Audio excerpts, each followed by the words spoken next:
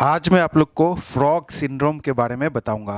काफ़ी लोगों ने ये कहानी सुना भी है। इसको हिंदी में अगर मैं बोलूं तो मेंढक और गर्म पानी की कहानी। आज मैं आप लोग को इस कहानी के बारे में बताऊंगा और समझाऊंगा कि फ्रॉग सिंड्रोम और डायबिटीज़ के साथ क्या रिलेशन है। नमस्कार दोस्तों, मेरा नाम डॉक्टर अनुपम घोष है। मैं एक डायबिटीज़ कोच हूँ और एक फिटनेस न्यूट्रिशन स्पेशलिस्ट। तो आज हम बात कर रहे हैं फ्रॉग सिंड्रोम के बारे में, यानी कि मेंढक और गर्म पानी। तो एक बार एक एक्सपेरिमेंट किया गया था। एक मेंढक को पानी में डाल दिया गया और वो पानी गैस स्टोव में रखा हुआ था। फिर गैस को ऑन कर दिया जाता है। फिर धीरे धीरे गैस को बढ़ाया जाता है, जिससे कि पानी का जो तापमान है उसको बढ़ाया जाता है। तो मेंढक में एक खासियत ये है कि वो अपने बॉडी टेम्परेचर को बाहरी जो दूसरे एनवायरनमेंट है उसके साथ वो एडजस्ट कर सकता है। ये एक बहुत ही खूबी है जो मेंढक में पाया जाता है। ये नेचर का देन है। तो जैसे जैसे तापमान बढ़ता है पानी का, वैसे वैसे मेंढक जो है अपनी बॉडी की टेम्परेचर जो है वो एडजस्ट करता जाता है और वो पानी में ही रहता है। अगर मेंढक चाहता तो वो उसी समय कूद सकता था, लेकिन क्योंकि मेंढक का ये खासियत है तो वो अपने आप को एडजस्ट करता रहता है।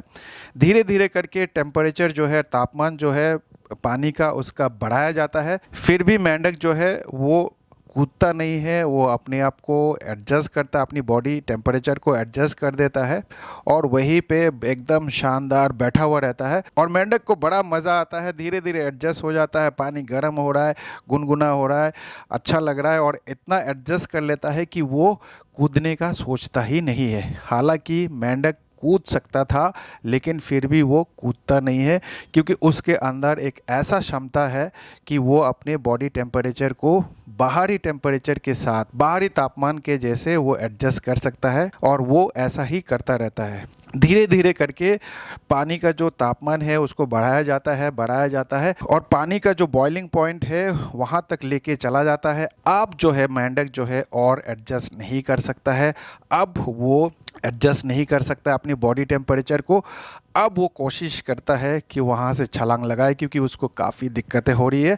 और जब वो छलांग लगाने की कोशिश करता है पर वो छलांग नहीं लगा पाता है, क्योंकि जितना समय वो बर्बाद कर दिया था, जितना समय वो उस गर्म पानी में रहा था, उससे उसकी सारी एनर्जी जो है ख़त्म हो गया। उसके अंदर की जितनी शक्ति थी वो सारे ख़त्म हो गए, इतना वो कमज़ोर हो गया। उसके बाद वो छलांग लगाने की कोशिश भी कर रहा था तो भी वो छलांग नहीं लगा पाया और अल्टीमेटली वो मेंढक जो है उसी गर्म पानी में मर जाता है। तो ये एक किस्सा है, एक कहानी है, एक एक्सपेरिमेंट किया गया था। अब सवाल ये आता है कि क्या मेंढक गर्म पानी की वजह से मरा है, गर्म पानी एकदम बॉइलिंग वाटर की वजह से मरा है? इसका जवाब जो है बिल्कुल भी नहीं। मेंढक का मृत्यु जो हुआ है वो गर्म पानी की वजह से नहीं हुआ है, बल्कि उसके डिसीजन ना लेने की वजह से। वो डिसाइड नहीं कर पाया, वो एक डिसीजन नहीं ले पाया कि उसको किस समय छलांग लगाना है, उसकी वजह से मेंढक की मृत्यु हो जाती है। उसी तरह से डायबिटीज़ से आप देखते होंगे कि रोज़ कोई ना कोई मर रहा है, कोई ना कोई मर रहा है। आप सुनते होंगे कि हार्ट अटैक हो गया डायबिटीज़ के कारण, या फिर पैर काटना पड़ गया, या फिर आंखों की रोशनी चली गई डायबिटीज़ के कारण। तो क्या लोग डायबिटीज़ के कारण मरते हैं? बिल्कुल भी नहीं। ये बिल्कुल एक मेंढक और गर्म पानी की कहानी है। ज़्यादातर लोग जो है वो डायबिटीज़ के कारण नहीं मरते हैं, वो मरते हैं इनएबिलिटी टू डिसाइड। वो डिसाइड नहीं कर पाते हैं कि कब उनको क्या एक्शन लेनी है। वो डिसाइड नहीं कर पाते हैं कि उनको डायबिटीज़ रिवर्सल के लिए काम करना चाहिए, डायबिटीज़ को ठीक करनी चाहिए, डायबिटीज़ को रिवर्स करनी चाहिए, एक प्रॉपर कोचिंग लेनी चाहिए। वो सही समय पे सही डिसीजन नहीं ले पाते हैं और एग्जैक्टली हमारी बॉडी भी इसी तरह से काम करते हैं। आप जब कार्बोहाइड्रेट खाएंगे तो आपकी बॉडी जो है इंसुलिन ज़्यादा बनाएगी, आप फिर और कार्बोहाइड्रेट खाएंगे, बॉडी और इंसुलिन बनाएगी। इसी तरह से आप कई साल जो है बिता देते हैं कार्बोहाइड्रेट खा के, और आपकी बॉडी इंसुलिन बनाती रहती है। तो आपको लगता है कि शुगर तो बिल्कुल कंट्रोल्ड है, सब कुछ ठीक है, कोई प्रॉब्लम नहीं है, क्योंकि आपने सिर्फ और सिर्फ HbA1c जांचा है, ब्लड शुगर जांचा है। आपने कभी फास्टिंग इंसुलिन चेक ही नहीं कराया है।